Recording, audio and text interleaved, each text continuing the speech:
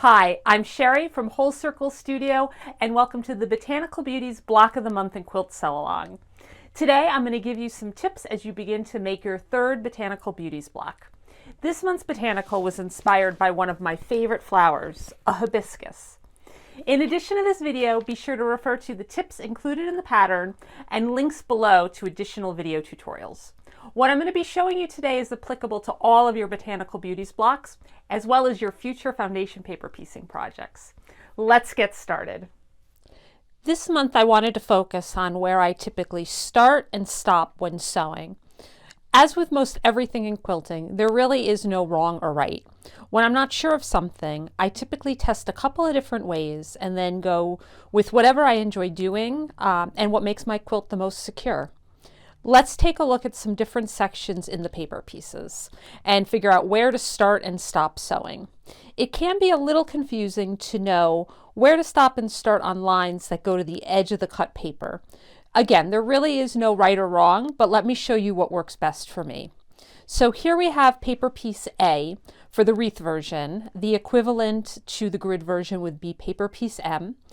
If the section extends off the paper like it does here for section 1 and 2, my fabric will extend to the edge of the paper.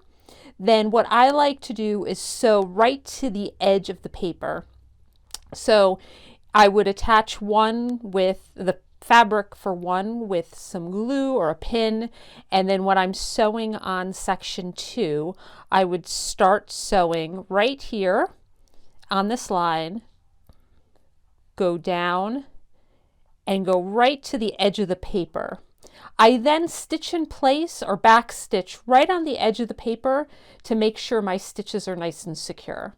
If I do those stitches, the back stitches or the stitch in place right off the edge of the paper, I'll eventually be cutting off those extra stitches and it would make it a little bit less secure.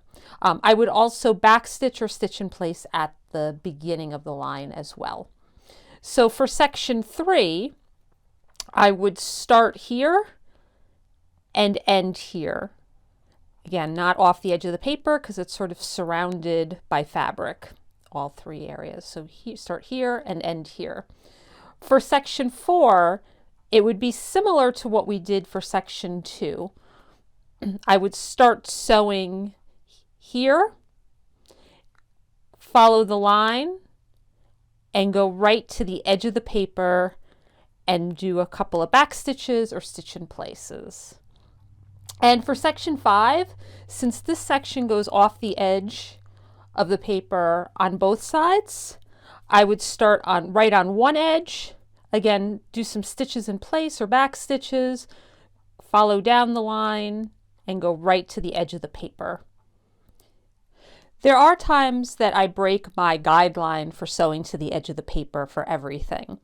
So let's take a look at paper piece J for the wreath version, or the equivalent of this would be paper piece V for the grid version.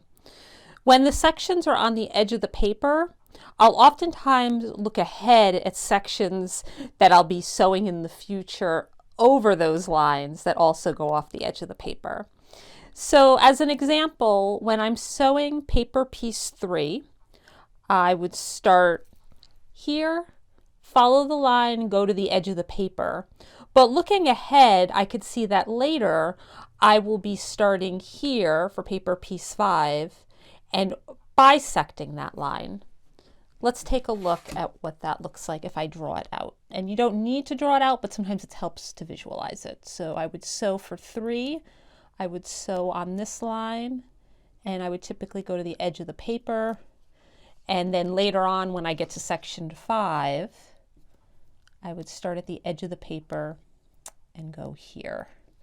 So if I was to sew off the edge of the paper as shown here, I would end up with a weird little piece of paper here that would be captured that I would have to pick out. It's not the end of the world. It's just a little bit of extra work and maybe a little bit more frustrating.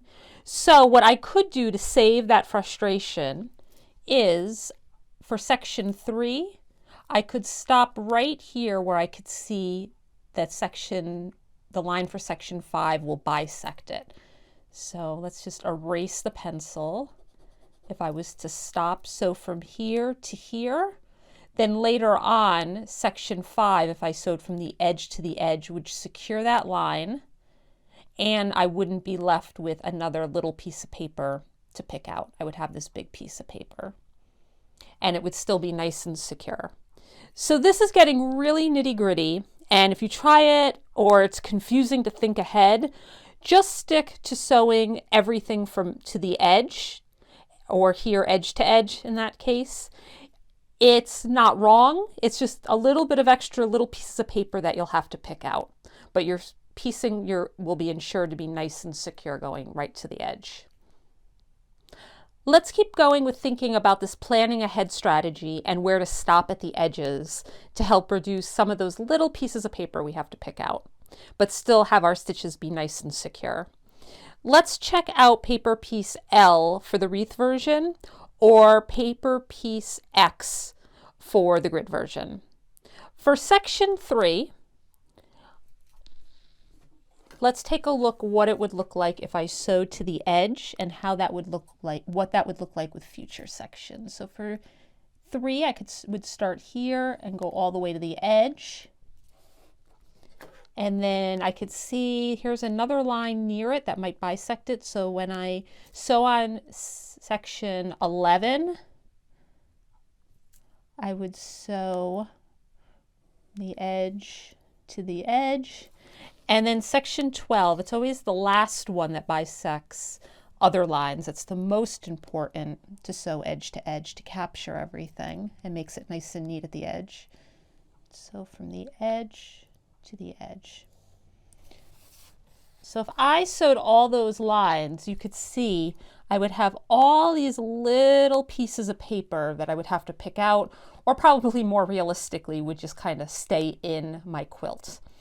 To kind of clean things up, again, if you sewed all those lines, there's nothing wrong with it, but to clean things up, I could see that if I just did 12 on the side all the way to the edge, it would capture everything and I would have less little pieces of paper. So let's see what that looks like. If I was to erase 3 from going to the edge and erase 11 going to the edge, if I stopped 3 right there, I would stop 3 right here, stop 11 here, and then 12, if I did to edge, would capture both of those ends and would be a lot less paper, little pieces of paper to pick out. Again, one last time, can't stress enough, if this is the type of thinking you do not want to do, if you don't want to think ahead, it's perfectly fine to sew everything to the edge. The only downside really is that you just might have some additional tiny pieces of paper to remove, or there may just be little pieces of paper in your quilt top that you can't get out. It's not the end of the world. I've made tons of foundation paper piecing quilts, and I can only imagine that there's little teeny tiny pieces of paper that I missed, and that's totally okay. For those of you who are making the grid block option and you're not making the optional irregular corners, I have another important tip for you. Be sure to pay special attention to the edges of the paper, as you may have to continue sewing through sections that were intended for the irregular rounded corners. An example of this is here in paper piece X.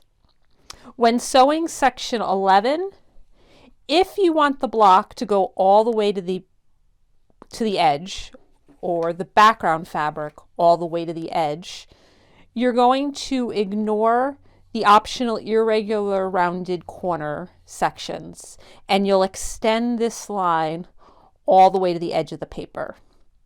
Since you won't be sewing fabric in these sections, sections 15 and 16, you'll need these extra stitches all the way to the edge of the paper to make your block secure and to have your background fabric go all the way to the edge. Section 11 in paper piece X is the only situation like this for this block, but you'll want to pay close attention to similar situations in future blocks. if you're making the grid blocks, but you're not piecing the optional irregular corners. I can't wait to see your blocks come together. Thanks for being here and for sewing along with us. I'll be back next month with more tips. In the meantime, if you have questions or comments or something you'd like me to show in a future video, please let me know in the comments below.